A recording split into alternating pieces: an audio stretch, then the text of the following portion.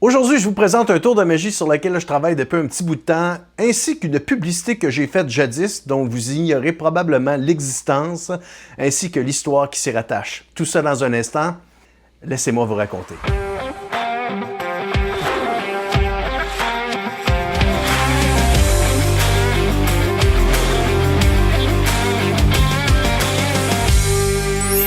Dans mon désir d'apprendre à faire de la magie depuis l'âge de 7 ans, j'ai eu 3 personnes qui m'ont influencé plus que les autres. 3 idoles.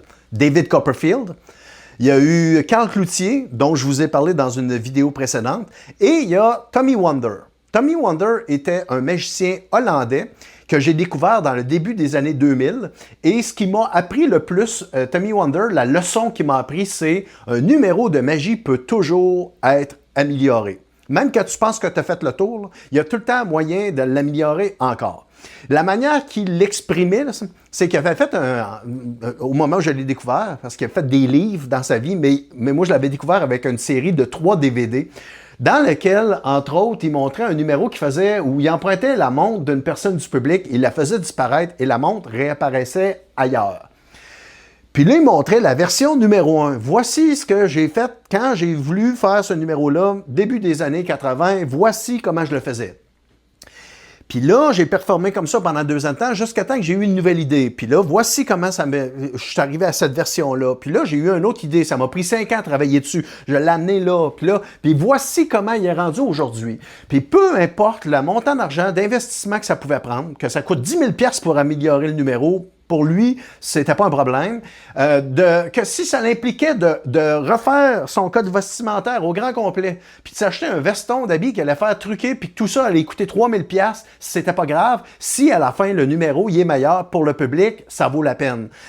Si ça l'impliquait de faire affaire avec un ingénieur qui allait fabriquer une table avec un mécanisme électronique à l'intérieur qui n'existe pas, puis que personne n'a jamais vu ça dans ta vie, puis que ça allait coûter 20 000 $, c'est pas grave si le numéro il est meilleur. À un moment donné, on pouvait regarder ça puis penser quasiment que c'était de la folie. Mais pour moi, ça a été un éveil. Ça a été un éveil parce que je ne pensais pas que c'était possible d'aller aussi loin que ça dans le processus de création. Puis là, ça m'a comme montré que tout est possible. Tout est possible. Tu peux prendre un tour de magie puis tu peux toujours l'améliorer, peu importe. Ça l'a ouvert mes œillères. Et à partir de ce moment-là, j'ai jamais pu regarder un tour de magie de la même manière. À chaque fois que je vois un numéro, je vois tout le temps le potentiel, la possibilité de faire les choses différemment. Et le numéro que je vais vous présenter aujourd'hui, c'est un bon exemple de ça. Parce que dans le monde de la magie, ce n'est pas tous les magiciens qui performent sur des scènes. Il y en a beaucoup qui trippent sur ce médium-là, autant que moi, parce que je suis un passionné de magie depuis tout le temps, mais qui se sont rendus compte que quand ils sont sur une scène, premièrement, peut-être qu'ils sont mal à l'aise, peut-être qu'ils sont gênés, peut-être qu'ils sont trop stressés. Donc, il y en a beaucoup qui ne vont pas sur une scène, mais qui trippent sur ce médium-là quand même, sur cet art-là, donc qui créent des tours de magie pour les autres magiciens.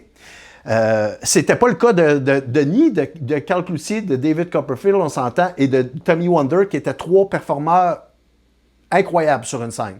Et le numéro que je vais vous présenter, là, c'est ça. C'est un numéro, j'ai vu le démo sur Internet d'un magicien qui vendait son numéro qu'il avait créé. Puis quand j'ai vu le numéro, là, les bras m'ont quasiment tombé parce que je me suis dit « Wow! Le concept est incroyable, mais pourquoi tu t'es arrêté là? » Parce que ton numéro, il n'est pas fini. Tu aurais pu le rendre tellement plus loin. Puis ça, c'est du Tommy Wonder. Et c'est ça que je vais vous montrer aujourd'hui. Of course, je ne vais pas vous montrer la version que le gars a faite. Je vais vous montrer la version auquel je suis arrivé aujourd'hui. Et donc, le numéro que je vous performe, j'ai donné un titre et ça s'appelle « Wow ». Fait que « Wow », pourquoi? Vous allez comprendre dans un instant. Et c'est un numéro qui se fait avec les 4 As. Les 4 As, qui sont en quelque sorte un test d'observation qui est déjà commencé. Vous devriez être en train de prendre des notes de ce que vous êtes en train de voir là. Mais là, il faut juste que vous sachiez que si vous étiez en personne, là, je vous ferai interagir avec le numéro. Comme là, le l'as de cœur, je pourrais vous le mettre dans les mains et vous pourriez le vérifier autant que vous voulez pour vous assurer qu'il n'y a rien qui peut bouger là-dessus, qu'il n'y a rien qui s'efface, que c'est une carte normale. Et regardez, là, chaque mouvement que je fais a son utilisation, là. À vrai dire, on va la mettre comme ça ici. Et là, je vous demanderai votre main comme ça. Là. Vous pourriez la carte dans votre main. Et la première question, c'est Avec l'observation que vous avez présentement, là, quelle carte est dans votre main? OK, l'as de cœur. Regardez bien ça. Là. Parce qu'à partir de maintenant, il y a plein d'affaires qui vont arriver en même temps. L'as de cœur va disparaître dans votre main. Là. Ensuite de ça, il va changer de couleur. Ensuite de ça, il va réapparaître dans mes mains. Puis après ça, il y a tellement d'affaires qui vont se passer là, qu'à la fin, vous allez juste dire « wow ». Vous allez dire ou penser « wow », mais c'est pour ça que c'est le titre. Okay? Donc, c'est commencé. Bang! L'as de cœur vient de disparaître. Première étape. Là, vous allez aller voir dans votre main, puis vous allez voir que l'as de cœur, il n'est plus là. Okay? Deuxième étape, on avait dit qu'elle allait changer de couleur. C'est fait. C'est fait, mais pas celui-là, parce que ça, c'est plus l'as de cœur. Il a changé de couleur, il est apparu dans mes mains. Fait que là, t'es rendu avec une carte qui est bleue, puis c'est l'as de cœur.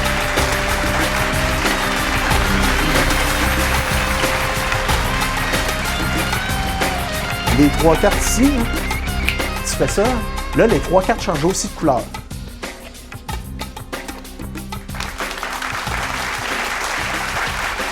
La carte qui était dans votre main, que vous aviez vérifiée, change aussi de couleur.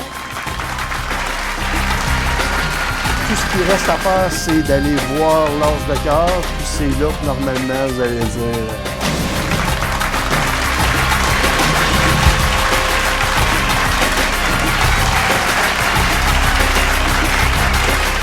Ça, c'est le genre de numéro qui se performe devant une personne.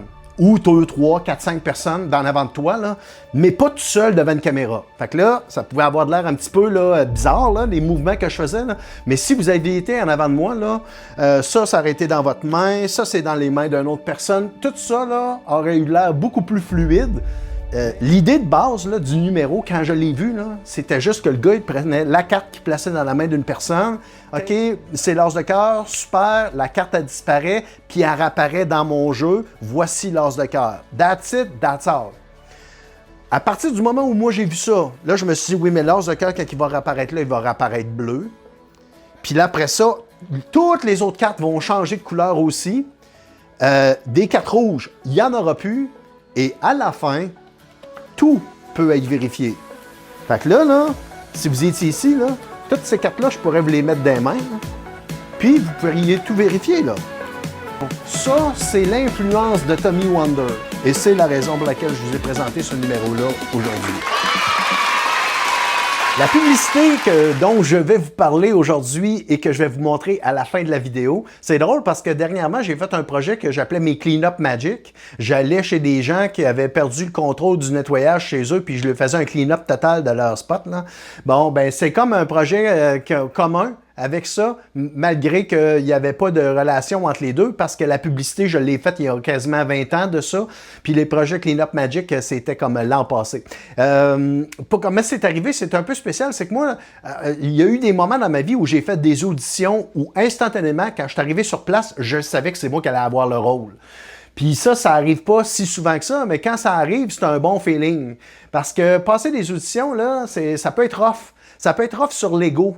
Parce que pour décrocher une publicité, alors que 200 personnes qui passent l'audition, tes chances, c'est un infime pourcentage qui fait que tu en as peut-être 1 sur 20 là, que tu vas faire. Là. Avec toutes les autres, là, c'est rough parce que là, tu te déplaces, tu apprends un texte, tu t'en vas là-bas avec des espoirs d'avoir le rôle, puis là, ben, tu reçois un appel ou pas d'appel pantoute pour te faire comprendre que tu ne l'as pas eu. Puis quand ça fait 10, 15, 20 fois que tu t'en vas passer des auditions, dans l'espoir d'avoir de la job, puis que ça marche pas, ça peut être rough un petit peu, là, à un moment donné, à gérer tout ça. Mais c'est ça. Dans l'expérience que je vous raconte là, je l'ai su instantanément que c'est moi qui allais avoir le rôle. À cause de la face du monde quand je suis rentré dans le bureau. Faut comprendre que, tu sais, on le prend personnel, les artistes, là, quand on passe une audition puis qu'on n'a pas le rôle, pourtant, on ne devrait pas. Parce que ce qu'ils cherchent, c'est un canevas. Ils se sont fait une idée, eux autres, d'avance, de quel genre de personnalité, de personne, de look, de diction qu'ils cherchent. Puis ils sont 4-5, puis quand ils en voient beaucoup, là, à un moment donné, là, non, c'est pas ce qu'on cherche, non, c'est pas ce qu'on cherche, eux autres, ils bloquent, rapidement, alors qu'à un moment donné, il y a quelqu'un qui rentre, puis c'est ça, c'est lui. C'est ça qu'on attendait. Bon, ben c'est ça. Ça n'a rien à voir avec ton talent, ton potentiel, ta personnalité. Des fois, c'est juste ta gueule. C'est ta manière de parler, ta manière de bouger, peu importe. Alors, cette fois-là, là, c'est ça qui est arrivé. Je suis rentré dans la place, j'ai vu leur face. J'ai eu l'impression qu'ils venaient de voir le bon Dieu, là. Fait que là, c'est ça. Surtout la femme qui s'occupait du casting. Elle, c'est une agente de casting. Fait qu'elle, là, les compagnies qui veulent faire une publicité pour leur compagnie, là, l'appellent pour dire « On cherche quelqu'un pour faire une publicité. Tu peux-tu envoyer des emails à tous les acteurs que tu connais ou tous les artistes ou tous leurs agents pour qu'on ait le maximum de personnes qui se déplacent pour venir passer une audition et qu'on en choisisse un? » Bon, mais elle, l'agente de casting, là, c'est pas la première fois que je la rencontrais parce que j'en ai passé souvent des auditions. Fait que là, quand je suis arrivé là-bas, là, c'est sa face à elle qui m'a tout dit, là, parce qu'elle était assise à côté des producteurs. Sa face a tellement changé quand elle m'a vu rentrer dans la place, là.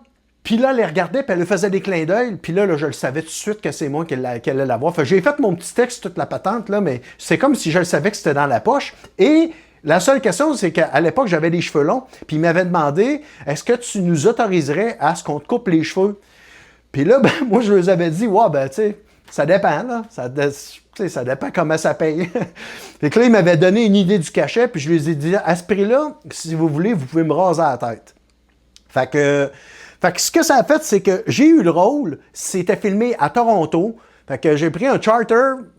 En soirée, j'étais arrivé là-bas, en plein centre-ville. Je m'en vais à l'hôtel. Puis là, il y a une terrasse sur le top avec un spa. Puis un écran géant. Puis là, il passait Men in Black, le film. J'étais tout seul sur un building d'hôtel en plein centre-ville de Toronto. Le lendemain matin, j'arrive sur le spot qu'on filme la publicité.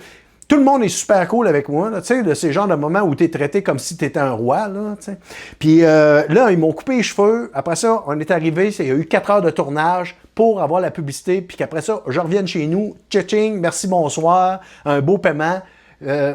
Tout ça nous amène à une super belle expérience que j'ai vécue pour la publicité pour Spray 9 que je vous présente maintenant.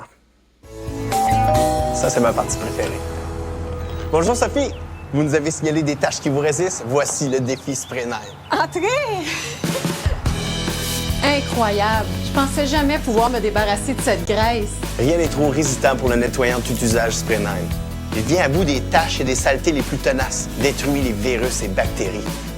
Et voilà, notre travail ici est terminé. Le nettoyant de tout usage Spray 9, quel est votre défi le plus coriace? Alors voilà pour le petit retour dans le temps. La semaine passée, je vous ai demandé de partager la vidéo en grand nombre et j'ai reçu. Vous vous êtes manifesté et vous avez partagé, ce qui m'a amené à plus de vues de la vidéo et c'est juste du positif pour tout le monde. Je vous en remercie. Alors, je vous invite cette semaine aussi à partager la vidéo, à laisser des commentaires, à laisser des likes. Merci d'être là tout le monde. Merci d'être au rendez-vous. À la semaine prochaine. Ciao, bye.